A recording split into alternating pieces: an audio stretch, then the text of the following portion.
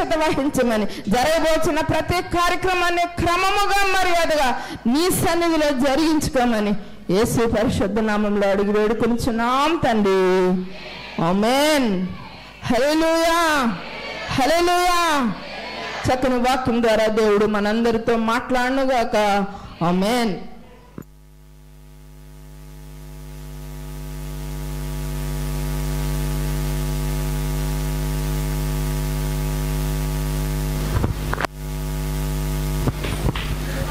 యేసుక్రీస్తు ప్రభు పేరట కూడిన మీ అందరికీ ప్రత్యేకమైన వందనాలు తెలియజేస్తున్నాను. అలాగే ఈ కూడుకు విచ్చేసిన మీ అందరికీ కూడా క్రిస్మస్ శుభాకాంక్షలు తెలియజేస్తున్నాను. అందరికీ హ్యాపీ క్రిస్మస్. దేవునికి స్తోత్రం. హల్లెలూయా. ఈరోజు క్రిస్మస్ సందేశాన్ని ఇవ్వడానికి నేను నించోలేదు, కానీ కొన్ని ఆలోచనలు మీతో పంచుకొని నేను త్వరగానే నా సందేశాన్ని ముగిస్తాను. కొన్ని మాటలు మనం ధ్యానిద్దాం. ఈ 2023 సంవత్సరంలో చివరి అంకంలో మనం అందరం ఉన్నాం. ఈ సమయంలో మనం ఆలోచించాల్సినవి, మనం ధ్యానించాల్సినవి ఎన్నో ఉన్నాయి. వాటన్నిటిని ఒకసారి తలంపుకు తెచ్చుకుందాం. దేవునికి స్తోత్రం చెప్పండి ఒకసారి. హల్లెలూయా. మరి ఈ 2023 సంవత్సరంలో అనేక అపాయాల నుంచి, ప్రమాదాల నుంచి, అనేకమైన ఇక్కట్ల నుంచి, కష్టాల నుంచి సాక్షులుగా మనల్ని నిలబెట్టిన దేవుడు అనేక కార్యాలు మన జీవితంలో చేశాడు. ఆ దేవునికి ఏమిచ్చినా తక్కువే అవుతుంది. అలాంటి దేవుడు మన జీవితంలో అనేకమైన కార్యాలు చేస్తున్నాడు. ప్రతి సంవత్సరం మనం క్రిస్మస్ పండుగ చేసుకుంటున్నాం. ప్రతి సంవత్సరం క్రిస్మస్ని ఎంతగానో ఆనందిస్తున్నాం, సంతోషిస్తున్నాం. కానీ క్రిస్మస్ తర్వాత ఎవరి జీవితం వారిదే. ఇక్కడ నించొని అనేక మంది అనేక సందేశాలు చెప్తారు. క్రిస్మస్ సంబంధించి అనేక సందేశాలు మనం వింటాం. కానీ క్రీస్తు మనలో పుట్టడం లేదు. ఎంతమంది హృదయాలలో నిజంగా క్రీస్తు పుడుతున్నాడు? ఒకవేళ పుట్టిన క్రీస్తు ఎంతవరకు సిలువేయకుండా ఉంటున్నాడు? యేసుక్రీస్తు ప్రభువుని 25వ తారీఖున డిసెంబర్ 25వ తారీఖున హృదయంలో పుట్టాలని ఎంతగానో ఆశపడుతున్నాం. ఆయన పుట్టిస్తున్నాం. ఆయన పుట్టించిన తర్వాత కొంతకాలానికే లోకంలో కలిసిపోయి ఆయన ఏం చేస్తున్నాం? సిలువేస్తున్నాం. మరి హృదయంలో పుట్టిన క్రీస్తు, బాలుడుగా పుట్టిన క్రీస్తు కుమారుడిగా ఎదగొద్దా? కుమారుడిగా ఎదిగిన క్రీస్తు ఒక యవనస్తుడిగా మారొద్దా? ఆ యవనస్తుడిగా మారిన క్రీస్తు ఏం చేశాడు అంటే ప్రేమను చూపించాడు, త్యాగాన్ని చూపించాడు, వాత్సల్యాన్ని చూపించాడు, క్షమాపణను చూపించాడు, కరుణను చూపించాడు. ఇలా అద్భుతమైన దైవ లక్షణాలన్నిటినో కూడా 3.5 సంవత్సరాలు అతడు సువార్తలో అనేకమైన దైవిక లక్షణాలు మనందరికీ కనబరిచాడు. ఆ క్రీస్తు పుట్టడమే కాదు, కానీ ఆ క్రీస్తు పుట్టిన తర్వాత ఆ క్రీస్తు కలిగిన లక్షణాలను మనం కూడా కలిగి ఉంటే అదే నిజమైన క్రిస్మస్. దేవునికి స్తోత్రం. అంగీకరిస్తారా మీరందరూ? క్రీస్తు పుట్టాడు, క్రీస్తు పుట్టాడు అని పండగ చేస్తున్నాం. నిజమే, క్రీస్తు పుట్టాడు. ఆ క్రీస్తు పుట్టినప్పుడు ఎప్పుడైతే మన హృదయాలలో ఆయన నిజంగా పుడతాడో, ఆయన లక్షణాల ప్రకారంగా మనం జీవిస్తామో అప్పుడే నిజమైన క్రిస్మస్ అని నేను భావిస్తాను. దేవునికి స్తోత్రం. అన్నిటికంటే ముఖ్యంగా ఈరోజు ప్రతిదీ కూడా దైవిక క్రమంలో, ఆత్మీయ వాతావరణంలో ఈరోజు ఈ డివైన్ ప్రేయర్ సెంటర్లో క్రిస్మస్ జరుగుతున్నందుకు నేను ఎంతగానో సంతోషిస్తున్నాను. ఆ ప్రభువుని ఎంతగానో స్తుతిస్తున్నాను. దేవునికి స్తోత్రం. హల్లెలూయా. యేసుక్రీస్తు ప్రభు యొక్క జన్మదిన వేడుకలు ఎలా జరుగుతున్నాయి ఆ లోకంలో అంటే 4 డ్యాన్సులు, 4 డిస్కోలు, 4 నాటికలు, అంతే అయిపోయింది. కానీ మన క్రిస్మస్ పాటలతో, ఆరాధనతో, దైవ లేఖనాలతో, దైవ వర్తమానాలతో ఒక మంచి ఆత్మీయ వాతావరణంలో దేవుడు జరిగిస్తున్నందుకు ప్రభువును ఒకసారి గట్టిగా స్తుతిద్దామా? దేవునికి స్తోత్రం. హల్లెలూయా. అయితే యెషయా గ్రంథంలో ఒక మాట ఉంది, ఏంటంటే ఏలయనగా మనకు శిశువు పుట్టెను, మనకు కుమారుడు అనుగ్రహించబడెను. unto us a child is born, unto us a son is given. unto us, ఏలయనగా మనకు. ఎవరికండి? మనకెవరు పుట్టారు? శిశువు పుట్టాడు. మనకెవరు అనుగ్రహించబడ్డాడు? కుమారుడు అనుగ్రహించబడ్డాడు. కేవలం మరియకు మాత్రమే శిశువు పుట్టలేదు, కేవలం మరియకు మాత్రమే కుమారుడు అనుగ్రహించబడలేదు. ఇక్కడ కూర్చున్న ప్రతి ఒక్కరికి కూడా, నీకు నీకు నీకు మీ అందరికీ కూడా ఆయన ఏం చేస్తున్నాడంటే మీ అందరికీ కూడా శిశువుగా జన్మించాడట ఈరోజు. దేవునికి స్తోత్రం. మీ అందరికీ కూడా కుమారుడిగా అనుగ్రహింపబడ్డాడట. ఎంత గొప్ప దేవుడు అండి! దేవునికి స్తోత్రం చెప్తామా? ఈ దేవుడు ఎలాంటి వాడు అంటే ఆశ్చర్యకరుడు, ఆలోచనకర్త, బలవంతుడైన దేవుడు, నిత్యుడగు తండ్రి, సమాధానకర్త. ఎంత బలవంతుడైన దేవుడు, ఎంత అద్భుతమైన దేవుడు ఈ లోకంలోకి వచ్చినందుకు మనం ఏం చేస్తున్నాం అంటే పండగ చేస్తున్నాం. కొన్ని దేశాలకు సంబంధించిన ప్రధానులు, అధ్యక్షులు, లోకమంతా కొన్ని కోట్లు ఖర్చు పెట్టి చేసే పండగ ఏదైనా ఉందంటే అది క్రిస్మస్ పండగ. ఒక నెల పాటు 30 రోజుల పాటు జరిగే పండగ క్రిస్మస్ పండగ. కొన్ని వందల దేశాల్లో చేసుకునే పండగ క్రిస్మస్ పండగ. కొన్ని వేల కోట్ల మంది జరుపుకునే పండగ క్రిస్మస్ పండగ. కొన్ని వేల కోట్లు ఖర్చు అయ్యే పండగ క్రిస్మస్ పండగ. కొన్ని వేల ఆత్మలు రక్షించే పండగ క్రిస్మస్ పండగ. కొన్ని వేల మంది కుటుంబాలు కలిసే పండగ క్రిస్మస్ పండగ. దేవునికి స్తోత్రం. ఎంత అద్భుతంగా, ఎంత అట్టహాసంగా జరిగే క్రిస్మస్ పండుగ. మొదటి క్రిస్మస్ ఎంత దారుణంగా జరిగిందో తెలుసా? ఇప్పుడు మనం ఆనందిస్తున్నాం, ఇన్ని లైట్లు పెట్టుకుంటున్నాం, రకరకాల కేకులు కట్ చేసుకుంటున్నాం, అద్భుతంగా ప్రభు సన్నిధిలో ఆనందిస్తున్నాం, సంతోషిస్తున్నాం. యేసుక్రీస్తు పుట్టాడని, యేసుక్రీస్తు లోక రక్షకుడిగా ఈ సన్నిధిలో, ఈ లోకంలో ఎదిగాడని, ఈ లోకానికి వచ్చాడని మనం అందరం సంతోషిస్తున్నాం. కానీ మొదటి క్రిస్మస్ అసలు ఇలా జరగలేదు. యేసుక్రీస్తు ప్రభువుతో నేరుగా అనుసంధానమైన జీవితాలన్నీ కుదేలైపోయి కదిలిపోయాయి. ఎంతగానో బేల చెందారు, ఎంతగానో దిగులు చెందారు. అందులో మరియ కోసం చాలాసార్లు మీరు విన్నారు. చాలామంది దైవజనులు కూడా ఎప్పుడు ఎవరి పాయింట్ ఆఫ్ వ్యూలో చెప్తారంటే మదర్స్ పాయింట్ ఆఫ్ వ్యూలో చెప్తారు. చాలా కథలు కూడా దేనితో ప్రారంభమవుతుందంటే అమ్మ ప్రేమ, అమ్మ అనురాగం. అమ్మను చూపించినంతగా నాన్నను చూపించడానికి ఎందుకో ఇష్టపడరు.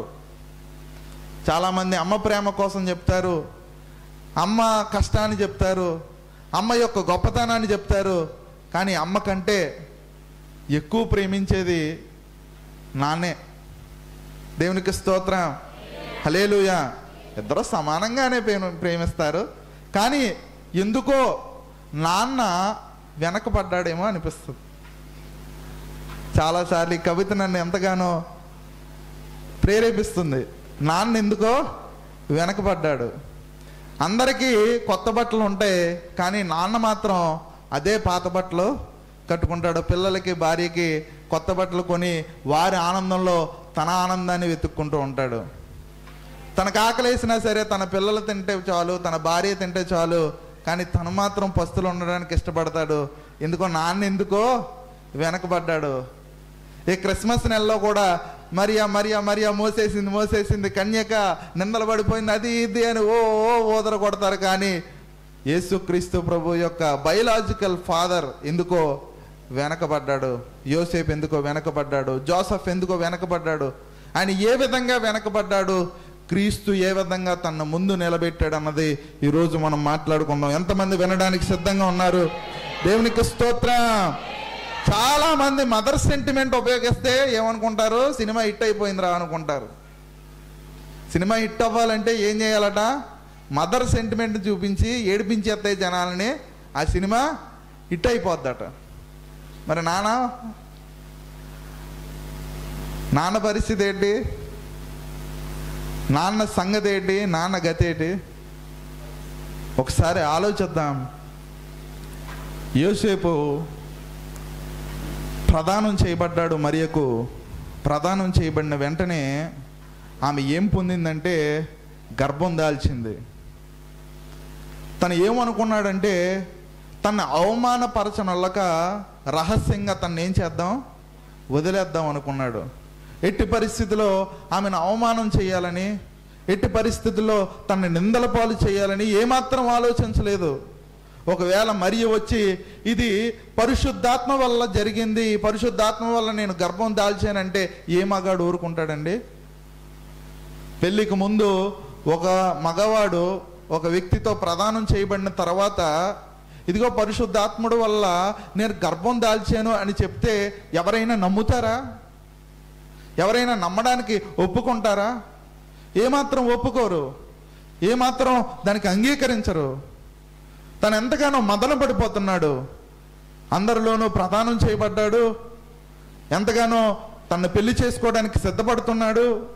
ఈలోగా ఆమె ఏం దాల్చిందంటే గర్భం దాల్చింది.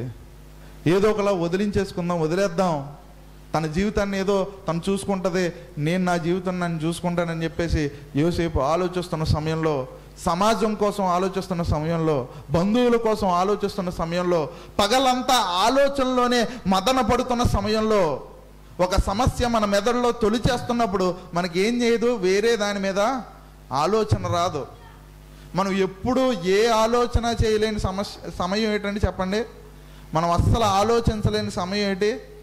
నిద్రపోయేటప్పుడు మనం ఏం చేయం? ఏ ఆలోచన చేయం. నిద్రపోయే వరకు తన మెదడు ఆలోచనలు గొట్ల కింద మారిపోయిందట. వదిలేస్తే ఏమవుతుందో, కలిసి ఉంటే ఏమవుతుందో, కలిసి ఉంటే సమాజం ఏముంటుందో, వదిలేస్తే తనేమనుకుంటుందో, ఇలా రకరకాల ఆలోచనలతో భవిష్యత్తు మీద బెంగతో ఎంతగానో మదన పడుతున్న యోసేపు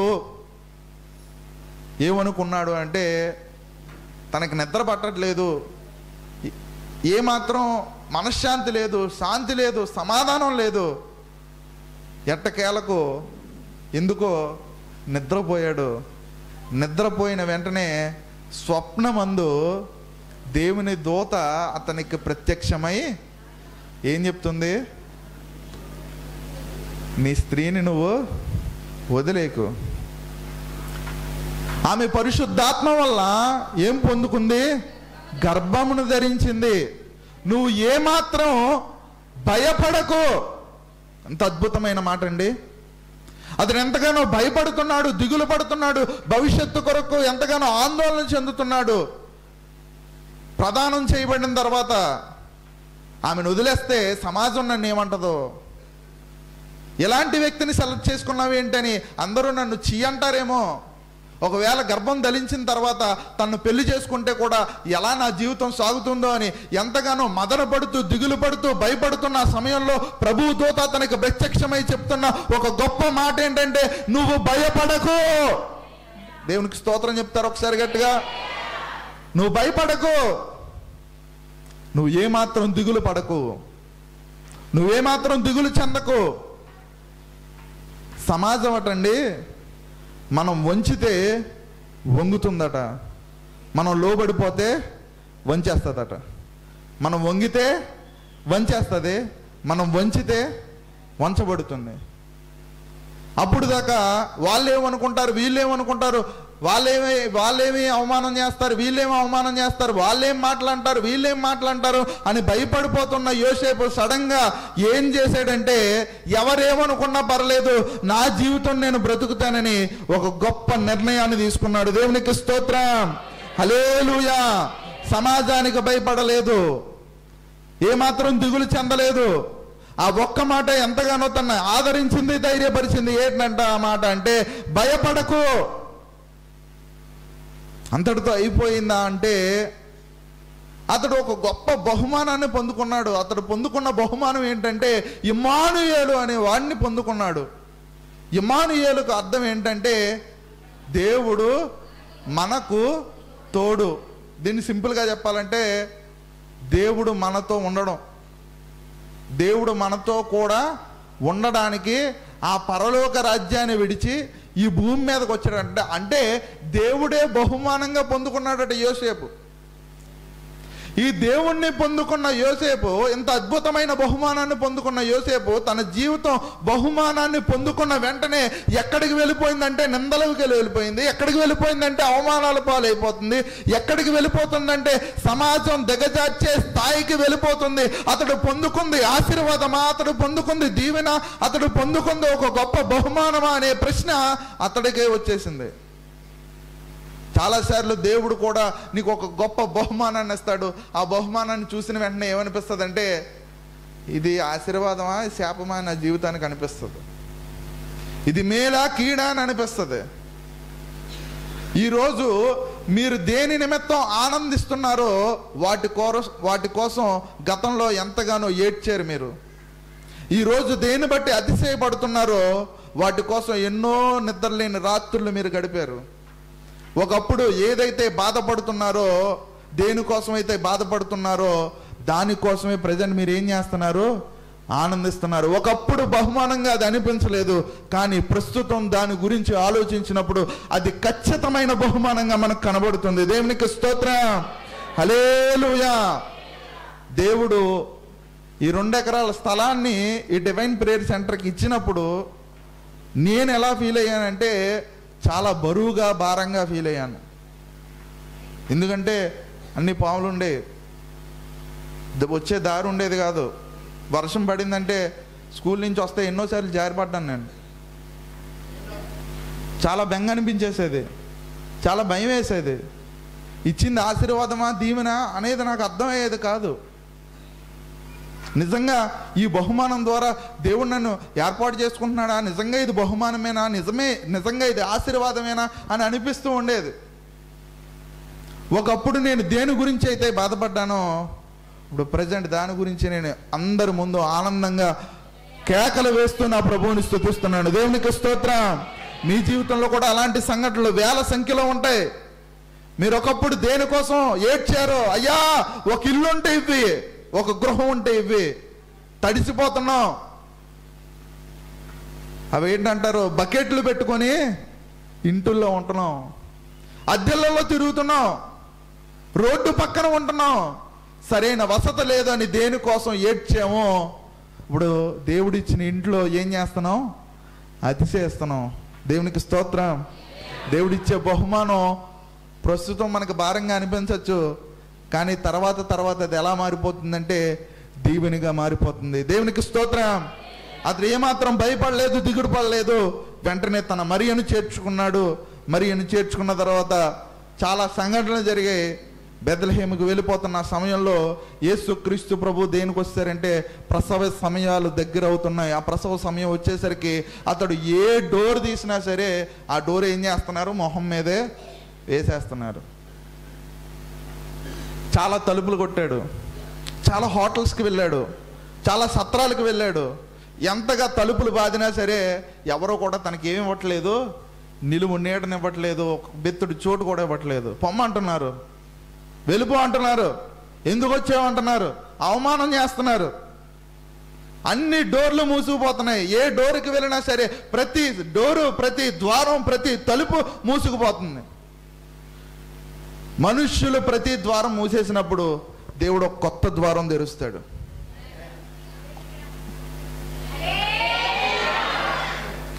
మనుష్యులందరూ డోర్లు వేసేసినప్పుడు ప్రభు ఏం చేస్తాడట? ఒక కొత్త ద్వారాన్ని తెరుస్తాడట. ఎంత అద్భుతమైన మాట ఇది! దేవుడు వేసిన తలుపును మనుష్యుడు తీయలేడు. నోవహు వాడలో ఏం చేశాడు? ఆయన వేసిన తలుపు ఎవడైనా తీయగలిగాడా? ఒకవేళ ఆయనే తలుపు తీస్తే, ఆయనే ఒక తలుపును తీస్తే ఎలా ఉంటుందో తెలుసా? వాళ్ళు ఎవ్వరూ వాళ్ళకి చోటు ఇవ్వలేదు. ఒక పశువుల పాకలోకి, ఒక పూర గుడిసెలోకి, ఒక పశువులు ఉండే చోటుకి వెళ్ళిపోయినప్పుడు అక్కడ వాళ్ళు ఏం చూస్తున్నారంటే దేవదూతల సైన్యం దిగి వచ్చేయడం చూస్తున్నారు. గొర్రెలన్నీ, మేకలన్నీ, పశువులన్నీ ఆయనకి సాగిలపడడం చూస్తున్నారు. గొర్రెల కాపర్లు ఆశ్చర్యంగా రావడం చూస్తున్నారు. తూర్పు దేశపు జ్ఞానులు బంగారము, బోలము, సాంబ్రాణి తీసుకువచ్చి ఆయన ముందు సాగిలపడడం వాళ్ళు చూస్తున్నారు. ప్రతి డోరు మూసుకుపోయింది. దేవుడు ఒక కొత్త ద్వారాన్ని తీర్చాడు. దేవునికి స్తోత్రం. నీ జీవితంలో డోర్లన్నీ మూసుకుపోతున్నప్పుడు నువ్వు ఏమాత్రం భయపడకమ్మా. దేవుడు ఒక కొత్త ద్వారాన్ని ఈ రోజు ఈ క్రిస్మస్ సమయంలో నీ కొరకు తీయబోతున్నాడు. గట్టిగా చప్పట్లు కొట్టి 10 నిమిషాల పాటు దేవునికి చప్పట్లు కొట్టి నిజంగా ఒక ద్వారాన్ని తెరవమని ప్రభువుని వేడుకో. ఇది ఆయన వేడుకునే సమయం, ఇది ఆయన పూజించే సమయం, ఇది ఆయన ఆరాధించే సమయం. యోసేపు మొహం మీద ఎన్నో తలుపులు, యోసేపు మొహం మీద ఎంతో మంది చేదరించుకున్నారు, చీ అన్నారు, తలుపులు వేస్తారు. మొహం మీద తలుపులు వేస్తే ఎంత బాధగా ఉంటుందండి? ఎప్పుడైనా వేసారా మీ మొహాల మీద? ఒకసారి దొరగారు నా మొహం మీద తలుపు వేసారు, బాధగా అనిపించింది నాకేదో కోపం వచ్చింది, చాలా బాధగా ఉంటుంది. మొహం మీద తలుపులు వేసిన ఆ యోసేపు ఇప్పుడు ఎక్కడ ఆనందిస్తున్నాడట? ఎక్కడ ఆనందిస్తున్నాడు? పశువుల పాకలో. యేసుక్రీస్తు ప్రభు యొక్క, దేవుడి యొక్క తండ్రి స్థానం ఎవరిది అట అంటే ఆ జోసఫ్దే. ఒకసారి ఆయనకి చప్పట్లు కొట్టండి. ఎంత కలేజా ఉండాలి! నిలబడ్డం కష్టమే ఆ సమయంలో. సమాజానికి వ్యతిరేకంగా, సంఘానికి వ్యతిరేకంగా, ఆ జనాంగానికి వ్యతిరేకంగా అన్ని ఆటుపోట్లు తట్టుకొని నిలబడినందుకు దేవుడు ఏ స్థానం ఇచ్చాడంటే, ఈయన వడ్లవాడు కుమారుడు కాడా? ఎవరినన్నారు యేసుక్రీస్తు ప్రభుని దేవుని కుమారుడిగా ఒప్పుకునే కంటే వడ్లవాని కుమారుడిగా ఒప్పుకున్న వాళ్ళే ఎక్కువ మంది. మనం తాత్కాలికమైన సమస్యల కొరకు, తాత్కాలికమైన ఇబ్బందుల కొరకు భయపడిపోయి, బెంగపడిపోయి, దిగులు పడిపోయి అక్కడి నుంచి ఎస్కేప్ అయిపోతాం. కానీ దేవుడు ఒక గిఫ్ట్ని నీకు ఇచ్చేటప్పుడు ఆ గిఫ్ట్ కవర్లో ఏముంటుంది తెలుసా? ఒక పెద్ద సమస్య ఉంటుంది. ఆ కవర్ ఓపెన్ చేయగానే కవర్ని, గిఫ్ట్ని దేంట్లో దాచుతాడట ఆయన? గిఫ్ట్ ప్యాకింగ్ తెలుసండి? యేసుక్రీస్తు ప్రభు ఒక గొప్ప బహుమానం. ఆ బహుమానం దేనితో ప్యాక్ చేయబడిందంటే ప్రతికూలమైన పరిస్థితులతో ప్యాక్ చేయబడింది. ఈ ప్రతికూల పరిస్థితులన్నింటినీ ఛేదించిన తర్వాత వాళ్ళు ఏం పొందుకున్నారు? ఒక అద్భుతమైన వాక్శక్తిని పొందుకున్నారు. దేవునికి స్తోత్రం, హల్లెలూయా.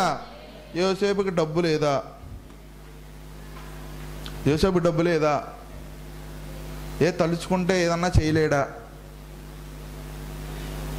యోసేపుకి విపరీతమైన డబ్బు ఉందమ్మా. ఒక అమ్మాయిని, ఇప్పుడంటే మగవాళ్ళని ఏం చేస్తున్నారు? కట్నాలు ఇచ్చి చేసుకుంటున్నారు. ఒకప్పుడు ఆడవాళ్ళని చేసుకోవాలంటే ఏం ఇవ్వాలి? ఎదురు కట్నం ఇచ్చి చేసుకోవాలి. మరియమ్మ గారికి ఆల్రెడీ ఆయన ఏమి ఇస్తాడు? ప్రదానం చేసేటప్పుడు కట్నం ఇస్తాడు. పోనీ యేసుక్రీస్తు ప్రభుని డెలివరీ చేయడానికి ఎక్కడికి వెళ్తున్నాడు ఆయన? హోటల్స్కి వెళ్తున్నాడు. హోటల్స్కి ఉట్టినే వెళ్తామండి? జేబులో డబ్బులు లేకుండా హోటల్లోకి ప్రవేశిస్తాం మనం.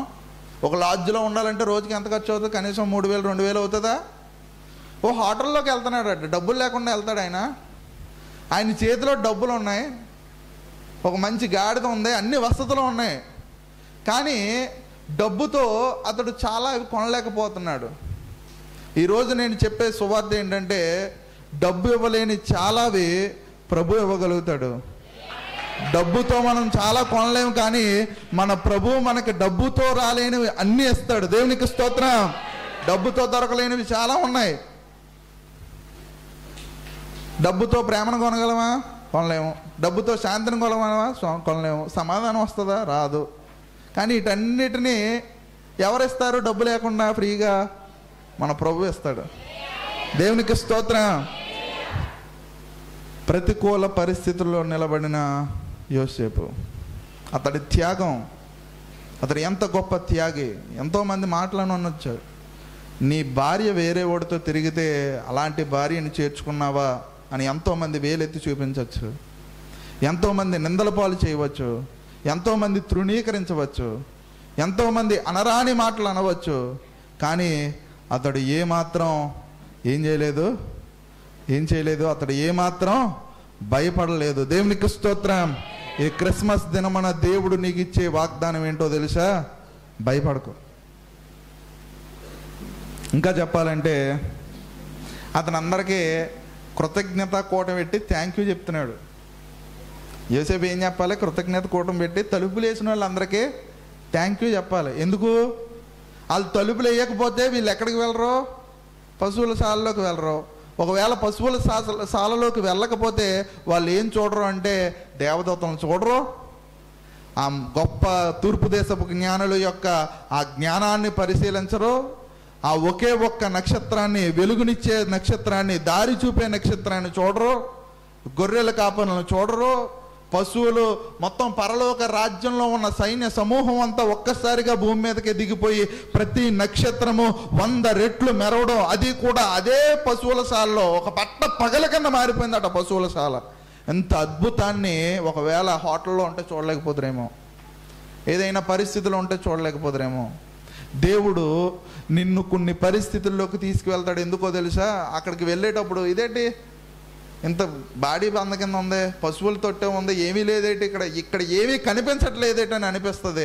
కానీ అదే బాడీ బంద నుంచి దేవుడు గొప్పగా నిన్ను వాడుకుంటాడు. ఆయన పెంట కుప్పల మీద నుంచి దీనులను పైకి లేవనెత్తే దేవుడు. దేవునికి స్తోత్రం. ఈరోజు దేవుడు నీకు ఇచ్చే వాగ్దానం ఏంటో తెలుసా? భయపడకు. థ్యాంక్ యూ చెప్పు అందరికి. ఈరోజు థ్యాంక్ యూ చెప్దామా? నన్ను తృణీకరించిన వారందరికీ థ్యాంక్ యూ. నా మొహం మీద తలుపులేసిన వాళ్ళందరికీ థ్యాంక్ యూ. నన్ను రిజెక్ట్ చేసిన వాళ్ళందరికీ థ్యాంక్ యూ. నన్ను వద్దనుకున్న వాళ్ళందరికీ థ్యాంక్ యూ. నా మీద నిందలేసిన వాళ్ళందరికీ థ్యాంక్ యూ. నన్ను తృణీకరించి పురుగు వలె చూసిన వారందరికీ థ్యాంక్ యూ. నన్ను చిన్న చూపుని చూసిన వారందరికీ థ్యాంక్ యూ. మీ వల్లే ఈరోజు నేను ఆశీర్వాదంగా ఉన్నానని యోసేపు సాక్ష్యం ఇచ్చినట్లు మీరు కూడా సాక్ష్యం ఇవ్వడానికి సిద్ధంగా ఉన్నారా? ఒకవేళ దేవుడు మీ జీవితంలో కూడా థ్యాంక్ యూ చెప్పే అవకాశాన్ని ఈరోజు ఈ రాత్రి సమయంలో నీకు ఇస్తున్నాడు. దేవుడు నిన్ను ఏం చెప్తున్నాడంటే భయపడొద్దు అని చెప్తున్నాడు. భయపడకో. ఎందుకో భయపడొద్దు అంటున్నానో తెలుసా? నీ దేవుడు నిన్ను ప్రేమించి ఈ లోకంలోకి వచ్చిన మహా గొప్ప దేవుడు. దేవునికి స్తోత్రం. ఎవరైనా సరే పాపులను శిక్షించడానికి వచ్చారు, కానీ నా దేవుడు ఒక్కడే పాపులను రక్షించడానికి వచ్చాడు. ఎవరైనా సరే, మీరు ఏ దేవుడినన్నా గమనించండి, ఏ దైవతా ప్రతిమనన్నా కనిపించండి, పాపులను అందరినీ శిక్షించడానికి వచ్చారు. కానీ నా దేవదేవుడు మాత్రం మనలాంటి వాళ్ళందరినీ రక్షించి ఈ విధంగా ఈ సన్నిధిలో ఆయన ఆరాధించే గుంపులో మనందరినీ నిలబెట్టినందుకు ఒకసారి మీ పక్క వాళ్ళ మీద చేతులోంచి ఒకసారి చెప్తారా భయపడకు అని? ఒకసారి మీ పక్కన ఉన్న వాళ్ళకి చెప్పండి, చేయి పట్టుకొని, భయపడకు, భయపడకు. చెప్పండి, మీ పక్కన ఉన్న వాళ్ళతో చెప్పండి, భయపడకు, భయపడకు, భయపడకు. ధైర్యం చెప్పండి. ఒకసారి మీ చేతి స్పర్శన వారి మీద ఉంచండి. భయపడకు, భయపడకు, భయపడకు, భయపడకు. దేవుడు నీకు తోడుగా ఉండే సంవత్సరము ఈ 2024 సంవత్సరము. దేవుడు నిన్ను ఆశీర్వదించే సంవత్సరము 2024 సంవత్సరము. దేవుడు కృప చూపే సంవత్సరము 2024 సంవత్సరము. ఒకసారి మీ పక్కన వాళ్ళతో లేదా ముగ్గురితో చెప్పండి, భయపడకు, భయపడకు, భయపడకు. టచ్ చేసి చెప్పండి అమ్మా, భయపడకు, భయపడకు. మీ పక్కన ఉన్న వాళ్ళు కనీసం ముగ్గురికి చెప్పండి, భయపడకు. ఎవరు చెప్తలేదు, భయపడకు చెప్పు. దేవునికి స్తోత్రం. నిజంగా ఒక భరోసా వస్తుందా? పక్క వాళ్ళ చేతి కానీ భయపడకని చెప్పగానే ధైర్యం వస్తుందా? వస్తుందా లేదా? వస్తుంది. చాలా గొప్ప ధైర్యం వస్తుంది. దేవునికి స్తోత్రం. నీ పక్క వాళ్ళలో ఈ లోకంలో ఉన్నవారు అందరికంటే గొప్పవాడు ఉన్నాడు. ఆయనే నీకు చెప్పాడు. ఈ లోకంలో ఉన్నవారు, నాలో ఉన్నవాడు లోకంలో ఉన్నవారు అందరికంటే గొప్పవాడు. నీ పక్కనోడు ఏదో అనుకుంటున్నావు. ప్రభు ఆత్మాత్రంలో పనిచేసి నీకు ధైర్యం చెప్పాడు. అదేవిధంగా నీ పక్కవారు చెప్పినట్టే, నేను చెప్పినట్టే భయపడకు, భయపడకు, భయపడకు. దేవుడు నిన్ను ఆశీర్వదించునుగాక, దేవుడు నిన్ను దీవించునుగాక. దేవుడు నిజమైన క్రిస్మస్ సంతోషాన్ని మనందరికీ దయచేయునుగాక. ప్రతికూల పరిస్థితుల్లో దేవుడు ఈ భూమిలోకి రావడానికి, ఈ భూమి మీద జన్మించడానికి పనిచేసే యోసేపుల వలె మనమందరము మారుదుముగాక. దేవుడిని అనేక మందికి పరిచయం చేయదుముగాక. దేవుడు అనేక కుటుంబాల్లో పుట్టులోగన మన వంతు సహకారాన్ని అందించుదుముగాక. దేవుడు మిమ్మల్ని దీవించునుగాక. ఆమేన్. గట్టిగా చప్పట్లు కొడుతూ